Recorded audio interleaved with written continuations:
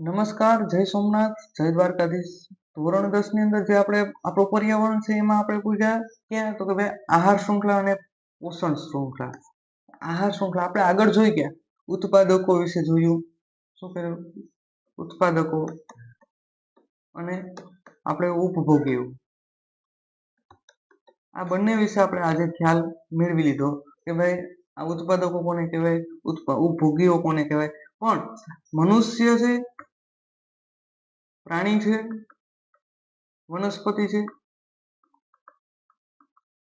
પછી જીવજંતુ છે, પક્ષી છે, આ બધા છે ને એક સાયકલ દ્વારા જોડાયેલા છે. તો આ આહાર શૃંખલા શું છે કે ખોરાકના પોષક સ્તરો છે, ઉર્જાનું રૂપાંતરણ થાય એ આપણે જોવાનું છે કે ખોરાક કઈ રીતના તે મેળવે, એટલે કે પોષણ કઈ રીતના મેળવે, એ બધી બાબતની ચર્ચા આની અંદર આપણે કરવાની છે. તો આહાર શૃંખલા અથવા પોષણ શૃંખલાની વાત કરીએ તો એમાં શું છે કે વિવિધ સ્તરો પર ભાગ લેનારા સજીવો છે શૃંખલા આહાર શૃંખલાનું નિર્માણ કરે છે. આહાર શૃંખલા છે ને એ ઘટકોનો જે પ્રત્યેક ચરણ અથવા તબક્કામાં કડીરૂપ એક પોષક સ્તર ધરાવે. એટલે કે એક પોષક સ્તર જો આ રીતના હોય, એના ઉપર બીજો પોષક સ્તર જોવા મળશે, એના ઉપર ત્રીજો પોષક સ્તર જોવા મળશે, એના ઉપર ચોથું પોષક સ્તર તમને જોવા મળશે.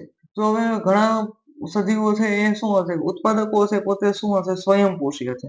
અને ઉપભોગીઓ છે એ વિષમપોષી કહેવામાં આવે અથવા પરપોષી કહેવામાં આવે. જે આપણે ચેપ્ટર નંબર આપણે જૈવિક ક્રિયાઓમાં જોયું કે પ્રથમ પોષક સ્તરની અંદર હંમેશા ઉત્પાદકો આવશે, કારણ કે તે પોતે ઉત્પાદન કરે, નિર્માણ કરે સૂર્ય ઉર્જામાંથી, અને સૌર ઉર્જાનું સ્થાપન કરીને તે શું કરે છે, વિષમપોષીઓ અથવા ઉપભોગીઓ માટે પ્રાપ્ય બનાવે છે. જેમ વનસ્પતિ જે ઉત્પાદકોમાં આવતા હતા, એ ઉત્પાદકો અથવા જે બેક્ટેરિયા અમુક છે જે પ્રકાશ સંશ્લેષણની પ્રક્રિયા દ્વારા તે ખોરાકનું નિર્માણ કરે, તો એની ચર્ચા અહીંયા તમારે કીધેલી છે.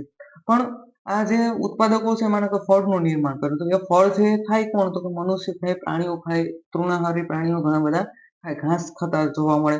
તો આ બધા પ્રાણીઓ બીજા પોષક સ્તરની અંદર આવશે. એની ઉપર કોઈ માંસાહારી પ્રાણી છે કે જે આવા પ્રાણીઓને ખાઈ જાય, તો એને ઉપરના તૃતીય પોષક સ્તરની અંદર આવશે. અને ચતુર્થ પોષક સ્તરની અંદર ઉચ્ચ માંસાહારી કે જે સિંહ, વાઘ, દીપડા આ બધા છે એ એની અંદર આવતા જોવા મળશે. જો આહાર શૃંખલા આપેલી છે એ જંગલ, બીજું તૃણભૂમિ અને ચોથું ખાબોચિયામાં. જો અહીંયા તમને શું કીધેલું છે કે વનસ્પતિઓ, જો આ બધા ઉત્પાદકો છે. શું છે? ઉત્પાદકો. તેમાંથી હરણ જેવા પ્રાણીઓ અથવા કીટકો છે, આ કીટકો છે એ આમાંથી ખોરાક મેળવતા જોવા મળશે. આ બધા તો વનસ્પતિમાંથી ખોરાક મેળવેલા તૃણાહારી છે.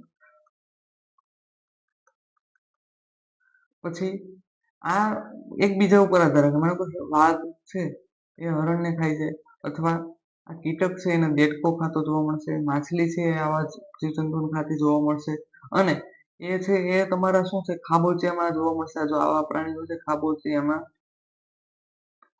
અને બીજા પ્રાણીઓ એના ઉપર પણ આધાર રાખતા જોવા મળશે. એટલે આ રીતના કુદરતી રીતના આહાર શૃંખલાનું નિર્માણ થયેલું તમને જોવા મળે છે. શાકાહારી છે એ પ્રથમ ઉપભોક્તા દ્વિતીય પોષક સ્તરની અંદર આવશે, અને નાના માંસાહારી અથવા તૃતીય ઉપભોક્તા તરીકે ઓળખવામાં આવશે, જે તૃતીય પોષક સ્તરની અંદર જોવા મળશે. અને મોટા માંસાહારી એ તૃતીય ઉપભોક્તા અને ચતુર્થ પોષક સ્તરનું નિર્માણ કરશે. ખાસ યાદ રાખવું હોય, આ રીતના યાદ રખાય કે ઉત્પાદકો છે એ પ્રથમ પોષક સ્તર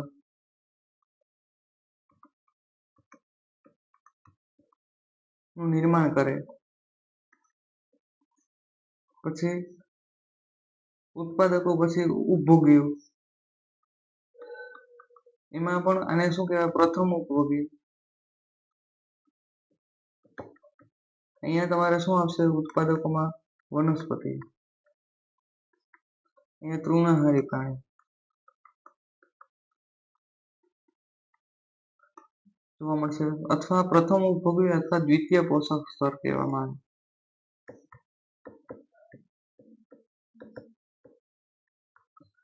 હવે તેના ઉપર આવશે દ્વિતીય ઉપભોગી.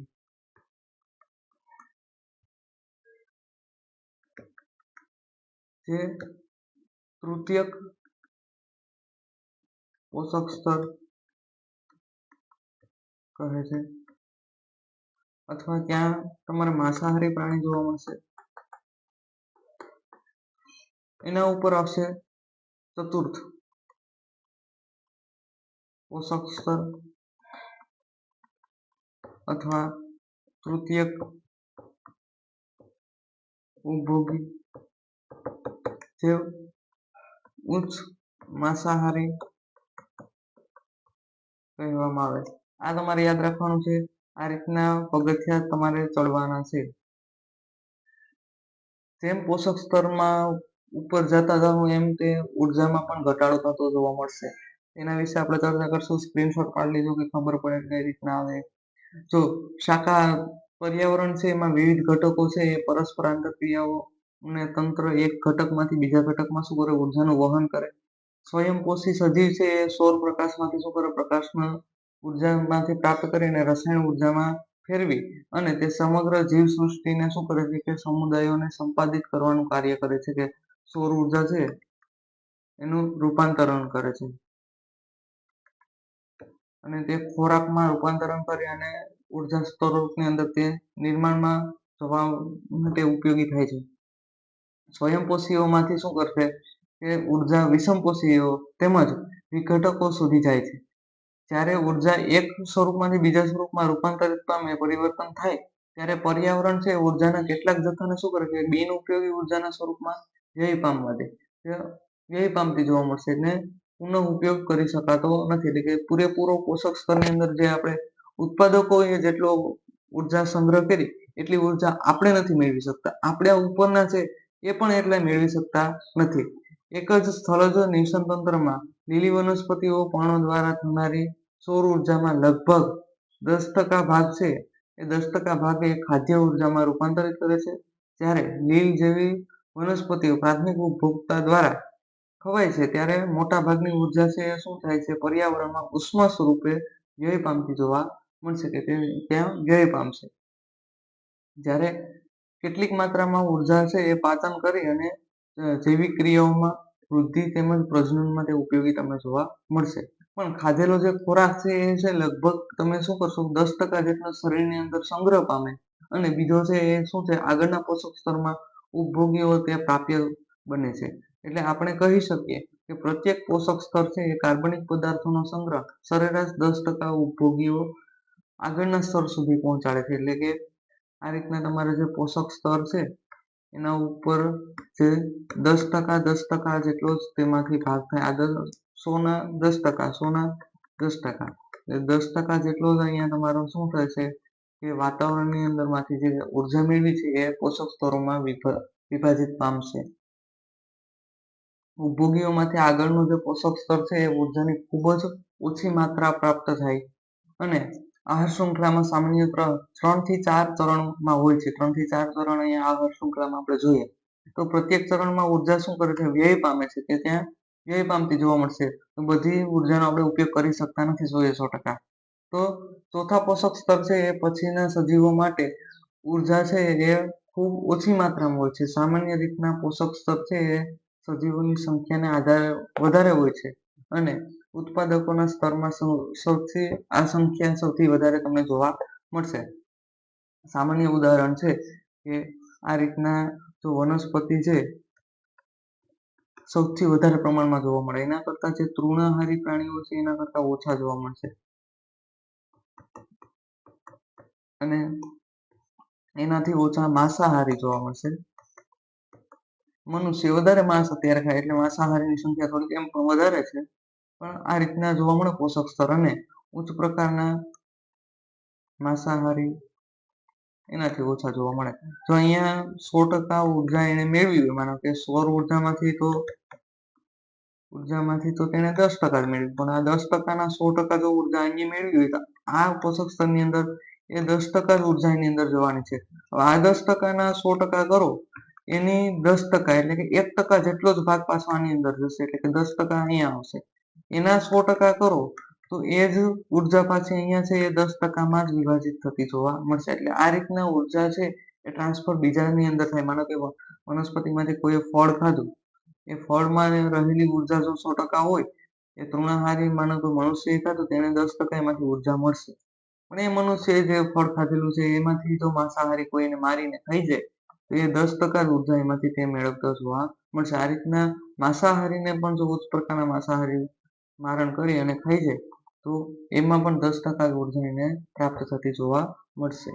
આ હતું આપણા નિર્સન તંત્રની અંદર આહાર શૃંખલા પોષક સ્તર. તો અહીંયા તમને જોવા મળે ઉત્પાદકો, પ્રાથમિક ઉપભોક્તા, દ્વિતીય ઉપભોક્તા, તૃતીય ઉપભોક્તા. મેં તમને આગળ પણ એવું સમજાવી દીધું. અહીંયા તમારા પોષક સ્તર કહીએ તો પ્રથમ પોષક સ્તર, આ દ્વિતીય, આ તૃતીય, આ ચતુર્થ. એટલા પોષક સ્તરો તમને સ્તર જોવા મળે. આ રીતના જોવા મળશે પોષક સ્તરો. જો વિવિધ આહાર શૃંખલાઓ છે એની લંબાઈ તેમજ જટિલતા ખૂબ જ ભિન્ન હોય છે. સામાન્ય રીતના પ્રત્યેક સજીવ છે એ 2 થી વધારે સજીવો દ્વારા આહાર તરીકે ઉપભોક્તા બને છે અને અનેક પ્રકારના સજીવોનો શું છે તે આહાર બનતા જોવા મળે. એક સીધી આહાર શૃંખલા સાથે સજીવો વચ્ચે આહારનો સંબંધ છે એ શાખાયુક્ત અને શાખાયુક્ત શૃંખલાને એક જાળી રૂપની રચના આપી અને ત્યાં આહાર ઝાડ બનાવતી જોવા મળશે. જે ઉર્જાનું વહન 2 બાબતો તમને સ્પષ્ટ થતી જોવા મળશે. તો અહીંયા તમે જોશો કે વનસ્પતિ છે એક સાઈડથી વાત કરીએ તેમાંથી કીટકો આહાર મેળવી, કીટકોને માછલી જો ખાઈ જાય તો માછલીને પાછા કોઈ પક્ષી ખાઈ જાય, પક્ષીને કોઈ પ્રાણી ખાઈ જાય. તો આ રીતના ઘણી વખત આવું પણ જોવા મળે. તો વનસ્પતિ છે એને કોઈ દેડકો અથવા કોઈ કીટક ખાય, કીટક દેડકાને ખાય છે, દેડકો કીટકને ખાય છે, કીટકને પછી દેડકાનો કોઈ પક્ષી અથવા કોઈ પ્રાણી કોઈ પણ તેનો તે મારી અને ખાઈ જાય. અથવા જો હું અહીંયા વિઘટકોની વાત કરું, વિઘટકો એવા છે કે એ જો વનસ્પતિનું પણ તે વનસ્પતિને પણ ખાઈ જતા જોવા મળશે. પછી તે પ્રાણીઓને પણ ખાઈ જશે, કારણ કે તે મૃત્યુ કોઈ પણ વસ્તુનું પામશે તો તે વિઘટકો તેના સાથે સંકળાયેલ જોવા મળશે. કોઈ પણ પ્રાણી માંસાહારી હોય, ઉચ્ચ માંસાહારી હોય, આ બધાને તે પાચન કરવાની ઘટના છે એ વિઘટકોની અંદર પણ જોવા મળશે. પણ આ રીતના કોઈ પણ છે પ્રાણી છે એને ઉચ્ચ પ્રકારના માંસાહારી પણ ખાય છે, તૃણાહારી પ્રાણી હોય છે. એટલે આહાર શૃંખલામાં આ એક આહાર ઝાડ જેવી રચના જોવા મળે છે. કોન્ટેક્ટ કોઈ પણ રીતના જોવા મળશે. તો આ પ્રકારે આહાર શૃંખલાની વિવિધ ઝાડ પણ તમને જોવા મળશે. એક અહીંયા તમે જોશો કે જો આ ત્રિકોણ આપવાની આકૃતિ પોષક સ્તરની શા માટે છે? કારણ કે ઉત્પાદકો સૌથી વધુ પ્રમાણમાં હશે, સૌથી વધુ જોવા મળશે. પણ અહીંયા તેનાથી ઓછા ઉપર જતા જશો એમ ઓછા થતા જોવા મળશે. એટલે કે જેમ ઉચ્ચ માંસાહારી વર્ગ છે એ સૌથી ઓછા જોવા મળે. આ વસ્તુ છે આહાર શૃંખલા. આહાર શૃંખલાની વાત કરીએ એમાં બીજું આપેલું છે કે ઉર્જા દ્વારા ઉર્જાનું વહન એક જ દિશામાં થાય. એટલે કે જો ઉપરની દિશામાં તમને બતાવ્યું એ રીતના થતું જોવા મળશે. સ્વયંપોષી સજીવો દ્વારા ગ્રહણ કરેલ ખોરાક પુનઃ સૌર ઉર્જામાં પરિવર્તિત થઈ શકતો નથી. એટલે કે સૂર્ય ઉર્જામાં પાછું રૂપાંતર થતું નથી. શાકાહારીઓમાંથી સ્થળાંતરિત થઈ અને પુનઃ સ્વયંપોષી સજીવો માટે પ્રાપ્ય બનતી નથી. જેમ કે ઉર્જા છે એ વિવિધ પોષક સ્તરોને ક્રમિક સ્થળાંતરિત કરે તે પોતાના સ્તરથી અગાઉના સ્તર સુધી પ્રાપ્ય હોતું નથી. એટલે કે પોતાના સ્તરથી ડાયરેક્ટ અગાઉના સ્તરના આગળના સ્તરને નથી. બીજી બાબત એ છે કે પ્રત્યેક પોષક સ્તર છે એ ઉર્જાનો વ્યયના કારણે પ્રાપ્ય ઉર્જા ક્રમશઃ શું થાય ઘટતી જાય. ઉર્જા જે મળે એ ઓછી થતી જાય. પછી આહાર શૃંખલાની બીજી બાબત એ છે કે આપણે જાણકારી વિના કેટલાક હાનિકારક રાસાયણિક પદાર્થો છે એ આહાર શૃંખલામાંથી પસાર થઈને આપણા શરીરમાં પ્રવેશ થતો જોવા મળશે. સામાન્ય રીતના જે આપણે આગળ જોઈ ગયા કે દવાઓનો ઉપયોગ કરી અને દવાઓ વનસ્પતિની અંદર તમે છંટકાવ કરો, ખેતરની અંદર છંટકાવ કરો, તો આ બાબત છે એ સૌથી વધારે જોવા મળશે કે આપણા શરીરની અંદર પણ ક્યાંક ને ક્યાંક એ થોડાક પ્રમાણમાં જેમ 10% પણ ઉર્જા આપણને મળે એ રીતના જો તમે વનસ્પતિઓની અંદર શાકભાજી ફળોમાં જે દવાનો છંટકાવ થાય એ પ્રાણીઓ દ્વારા જો લેવામાં આવે અથવા આપણે ખોરાકમાં લઈએ તો આપણે પણ આપણા શરીરની અંદર પણ આ છે એ તેની અંદર થતું જોવા મળશે. એટલે કે જે રાસાયણિક પદાર્થો છે આપણા શરીરની અંદર પણ થતા જોવા મળશે. એની પણ પુષ્ટિ થાય. પછી જળ પ્રદૂષણ પણ કેવી રીતના થાય? કારણ કે એક કારણ એ છે કે પાક છે એ વિવિધ પ્રકારના રોગ અને કીટકો બચવા માટે આપણે શેનો ઉપયોગ કરીએ? જંતુનાશકોનો. તો એ પણ આપણે જળને બગાડે, માટીને બગાડે. તો આ બધા છે રસાયણોના કારણે થતું જોવા મળશે. આપણા શરીરની અંદર પણ પાછા આવતા ક્યાંક ને ક્યાંક જોવા મળે. કારણ કે આહાર શૃંખલા સાથે આપણે જોડાયેલા છે. માટીમાંથી આ પદાર્થોનું વનસ્પતિ દ્વારા પાણી તેમજ ખનિજો સાથે સાથે પોષણ થાય છે અને જળાશયોમાંથી જલીય વનસ્પતિઓ અને પ્રાણીઓ પ્રવેશ કરે છે અને આહાર શૃંખલામાં તે શું કરે છે, પ્રવેશ કરતા તમને જોવા મળશે કે આપણા શરીરની અંદર તે દાખલ થતા જોવા મળશે. તો અહીંયા તમારે ઉર્જા આ રીતના કોઈ પણ પદાર્થો છે એનો અંદર આપણે જો સૂર્યપ્રકાશ દ્વારા ઉત્પાદકોની અંદર કોઈ માનો કે ખોરાક બન્યો પણ કોઈ જંતુનાશક દવાનો છંટકાવ કર્યો, કારણ કે કીટકો આવે ને તેનો તમે દવાનો છંટકાવ કરો તો આ ખોરાકની સાથે દવા પણ એની અંદર ઉમેરાય. તો એ છે એ તૃણાહારીની અંદર આવશે, તૃણાહારીની અંદર માંસાહારીની અંદર આવશે, માંસાહારીથી ઉચ્ચ કક્ષાના પ્રાણીઓની અંદર પણ આ રીતના તે આગળ જતી જોવા મળશે. એટલે કે જે રસાયણ છે એ પણ શું કરશે, આહાર શૃંખલા દ્વારા વહન પામતા જોવા મળશે. એટલે તો આપણે કહીએ કે ઓછા પ્રમાણમાં પ્લાસ્ટિકનો ઉપયોગ કરવો જોઈએ અને આ રસાયણોનો ઉપયોગ કરવો જોઈએ. તો કારણ કે આ પદાર્થો છે એ જૈવિક અવિઘટનીય હોવાને કારણે પોષક સ્તરની અંદર ઉત્તરોત્તર સંગ્રહ પામતા જાય અને આહાર શૃંખલામાં મનુષ્યના અગ્રસ્થાને હોય છે. શરીરના રસાયણો સૌથી વધુ માત્રામાં સંચય પામતા શું થાય કે જૈવિક વિશાલન તમને જોવા મળશે કે તેની અંદર સંગ્રહ પામે તો તે વિશાળ પ્રમાણમાં જૈવિક ઘટકો છે એ તેની અંદર ઉમેરાતા જોવા મળશે. અને આપણે ખાદ્ય પદાર્થો ઘઉં, ચોખા, શાકભાજી, ફળ અને માંસ એ જંતુનાશક રસાયણોનો જો વિવિધ માત્રામાં હાજરી ગણાય તો પાણીથી ધોઈ અને અન્ય રીતના પણ તેને દૂર કરી શકાતા નથી. આપણે તેને દૂર કરી શકતા નથી, તમને ખબર જ છે. તો તમારે એક પ્રવૃત્તિ આપેલી છે, પ્રવૃત્તિ નંબર 3 ની વાત કરીએ તો એની અંદર તમને એવું કીધેલું છે કે આ પ્રવૃત્તિમાં તમારે અલગ અલગ ન્યૂઝપેપરની અંદર, અલગ અલગ બુકની અંદર કઈ માહિતી આપેલી હોય કે તમારે જે ખોરાક ખાઓ, ખોરાક અથવા શાકભાજી, આ બધી વસ્તુ છે જે તમારા જીવન જરૂરિયાતની અંદર ઉપયોગમાં લેવાય એમાં તમે કેટલા રસાયણોનો ઉપયોગ કરો અથવા તમે જે ખોરાક લો એની અંદર કેટલા રસાયણો તમારા શરીરની અંદર આવતા જોવા મળે એ તમારે જોવાનું છે. કારણ કે એ બધી વસ્તુની ચર્ચા કરવાની છે. ખાસ એક વસ્તુ જોવાનું તમારે, તમે કોઈ વસ્તુ તૈયાર લઈને ખાઓ એટલે કે પેકેજની અંદર જે આવતી હોય એમાં તમારે એની અંદર કન્ટેનની અંદર તમારે વાંચવાનું કે ક્યાં ક્યાં રસાયણ છે એનો ઉપયોગ થાય. તે કોડવર્ડ ભાષામાં લખેલું હોય તો તમારે શું કરવાનું, ગૂગલ કરી લેવાનું, એની અંદર સર્ચ કરવાનું કે એમાં શું કયા રસાયણનો ઉપયોગ થાય, કયા પ્રિઝર્વેટિવનો ઉપયોગ થાય. તો આ વસ્તુ તમે જો પ્રવૃત્તિ કરો તો તમને ખબર પડે કે હા આવા કેમિકલોનો આની અંદર ઉપયોગ થયેલો છે, પ્રિઝર્વેટિવ કે સંગ્રહ કરવા માટે તેનો ઉપયોગ કરવામાં આવેલો છે, એ તમને ખબર પડશે. અહીંયા સુધીનું હતું. તમારે બ્લુ ક્રોસમાં એક વખત જોઈ લો અને સ્ક્રીનશોટ પાડવો હોય તો પાડી લો. પછી નેક્સ્ટ આપણે સેશનમાં મળીશું.